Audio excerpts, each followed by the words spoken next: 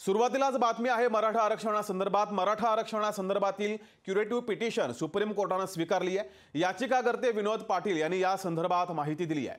Curative petition supreme कोर्टाने स्वीकारली आहे। या पिटिशनवर 24 तारखेला सुनावणी होणार आहे। सरन्यायाधीशांसह 4 न्यायाधीशांसमोर सुनावणी होणार आहे। तर मराठा आरक्षणासंदर्भातील क्युरेटिव्ह पिटिशन सुप्रीम कोर्टाने स्वीकारली आहे असं विनोद पाटील यांनी माहिती दिली आहे। तर या पिटिशनवर 24 तारखेला सुनावणी होणार आहे। सरन्यायाधीशांसमोर 4 न्यायाधीशांसमोर ही सुनावणी होणार आहे। यावेळेस सरन्यायाधीश सुद्धा असणार आहे।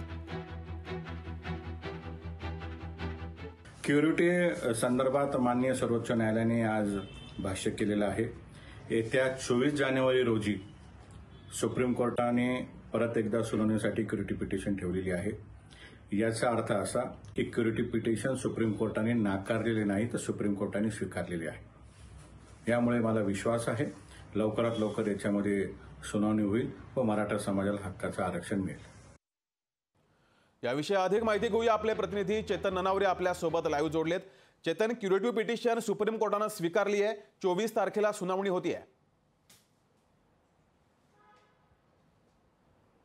निश्चितच या संदर्भात सातत्याने राज्य सरकारकडून पाठपुरावा केला जात होता आणि मराठा आरक्षणासंदर्भात जो एकंदरीत मोठा दिलासा आहे तो मानला जात होता की क्युरेटिव्ह पिटिशनचा।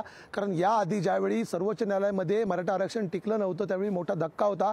तो एकंदरीत मराठा आरक्षणासहित मराठा समाजाला आणि राज्य सरकारला बसलेला होता आणि त्यानंतर सातत्याने राज्य सरकार होतं की क्युरेटिव्ह पिटिशनच्या पाठीमागे लागलेलं होतं आणि अखेर ती क्युरेटिव्ह पिटिशन स्वीकारण्यात आली होती आणि ती ऐकल्यानंतर आता आज एकंदरीत दुपारी 12:13 ही ऑर्डर कॉपी पडलेली आहे आणि या ऑर्डर कॉपीमध्ये 24 जानेवारी 2024 रोजी या संदर्भातील निकाल दिला जाईल अशी माहिती समोर येत आहे। आणि त्यामुळेच मराठा आरक्षणाचा तिढा सध्या राज्यामध्ये कुठेतरी अडकून पडलेला असताना आता हा मोठा दिलासा मानला जात आहे। कारण जर सर्वोच्च न्यायालयाने या संदर्भात क्युरेटिव्ह पिटिशनमध्ये जर पुन्हा एकदा राज्य सरकारची बाजू ऐकून घेण्याचा निर्णय दिला तर मराठा आरक्षणावरचा जी स्थगितीचा निर्णय आहे तो कुठेतरी मागे घेतला जाऊ शकतो आणि आरक्षण आहे ते पुन्हा एकदा मराठा समाजाला मिळू शकतं। मात्र तत्पूर्वी या क्युरेटिव्ह पिटिशनचा निकाल नेमका सर्वोच्च न्यायालय काय देतं याकडे सर्वांचं लक्ष असेल। कारण मुळात मुद्दा हाच आहे की 50% जी मर्यादा ओलांडलेली आहे मराठा समाजाला आरक्षण देताना ती वैध आहे की अवैध आहे याचा निर्वाळा पहिल्यांदा 24 तारखेला होईल आणि ते जर हा निर्वाळा करताना कुठेतरी वैध आरक्षण म्हणून ठेवलं तर कुठेतरी पुन्हा एकदा मराठा समाजाला आरक्षण मिळण्याचा मार्ग आहे तो मोकळा होऊ शकतो। या उलट जर 24 तारखेला पुन्हा एकदा या आरक्षणाविरोधात निर्णय केला तर मात्र कुठेतरी कायमस्वरूपी मराठा आरक्षणाची दारे पुन्हा एकदा बंद होताना आपल्याला पाहायला मिळू शकतात। त्यामुळे एकंदरीत 24 डिसेंबरपर्यंत मनोज जरांगे पाटलांचा इशारा असताना आता हा मोठा दिलासा आलेला आहे। त्यामुळे जरांगे पाटील या एकंदरीत दिलासाकडे कशा प्रकारे पाहतात हेही पाहावं लागेल। कारण आज एकंदरीत त्यांच्या सभेमधून ते जाहीर इशारा देणार आहेत। त्यांनी याआधी सांगितलेलं आहे की मी राज्य सरकारला कुठलीही मुदतवाढ देणार नाही। क्युरेटिव्ह पिटिशनच्या बाबतीतही त्यांचा नकारात्मक सूर होता। मात्र आज ज्या प्रकारे सर्वोच्च न्यायालयाचा निर्णय आलेला आहे त्यावरती आता जरांगे पाटील आपली काय भूमिका देत आहेत याकडे संपूर्ण मराठा समाजाचं नव्हे तर राज्याचं लक्ष असेल। जगदीश, तोच प्रश्न आहे चेतन। 24 तारखेची डेडलाईन दिली जरांगे पाटलांनी आणि त्याच दिवशी नेमकी सुनावणी होती आहे। अगदी महत्त्वाची गोष्ट एक आहे की 24 जानेवारीला या संदर्भातील सुनावणी होणार आहे। मात्र 24 डिसेंबरची मुदत आहे। त्यामुळे आता 1 महिन्याची मुदतवाढ राज्य सरकारला जरांगे पाटील देणार का याकडे सर्वांचं लक्ष असेल। दुसरी महत्त्वाची एक गोष्ट अशी आहे की एकूणच आता सध्या मराठा आरक्षणासंदर्भित जे त्रुटी सर्वोच्च न्यायालयाने दाखवले त्या दूर करण्याचा प्रयत्न अद्यापर्यंत राज्य सरकारकडून सुरू आहे।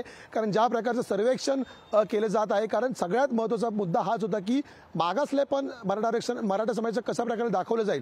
कारण मुख्यमंत्र्यांनी नागपूरमध्ये जी पत्रकार परिषद घेतली त्यामध्ये त्यांचा प्रमुख मुद्दा हाच होता की जर पुन्हा एकदा आपण घाईघाईमध्ये जर शासन निर्णय जारी केला तर ते मराठा आरक्षण टिकणार नाहीये आणि आपल्याला कुठेतरी कायद्याच्या आधारावर टिकणार आरक्षण मराठा समाजाला द्यायचं आहे। आणि अशा वेळी संपूर्ण माहिती जो आहे जो डेटा आहे गोळा करायचा आहे त्याचं काम त्यांनी आयोगाला दिलेलं आहे आणि तो आयोग आपलं काम करत आहे।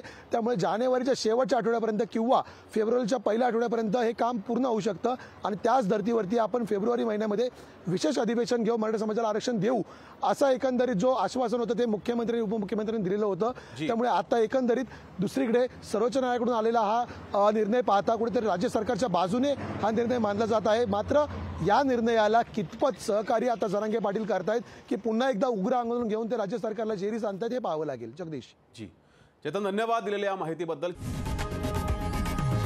लोकशाही मराठी ऐका, पहा, जागरूक रहा।